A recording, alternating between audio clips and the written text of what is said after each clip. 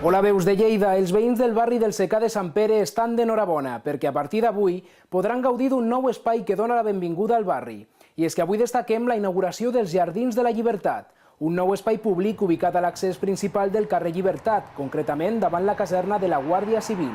Aquesta zona, on estan ubicats els dipòsits d'aigua i una estació de bombeig, s'ha obert com a espai públic i zona verda. A més, s'ha construït una tanca limitant la nova zona i s'ha col·locat nou mobiliari urbà, com ara papereres, bancs i taules de pícnic.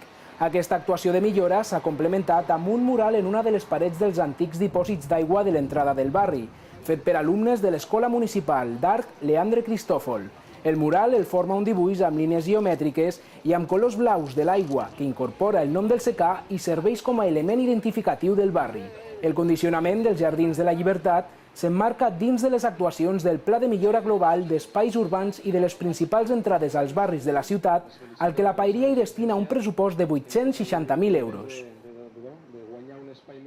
Crec que s'aconsegueix amb això un espai per a la convivència, un espai per gaudir, en aquest cas, d'una zona jardinada preciosa, que a més és un espai de llibertat amb tots els punts de vista, perquè així ens ha demanat l'Associació de Veïns del Barri que es digui els Jardins de la Llibertat. L'avantatge que té aquest parc, aquest jardinet, que si des d'aquí pots veure tranquil·lament el que és la seu antiga, pots veure, hi ha unes vistes fabuloses i els crios poden estar molt bé. Això és tot, moltes gràcies per la vostra atenció i ens retrobem properament amb més notícies. Fins aviat!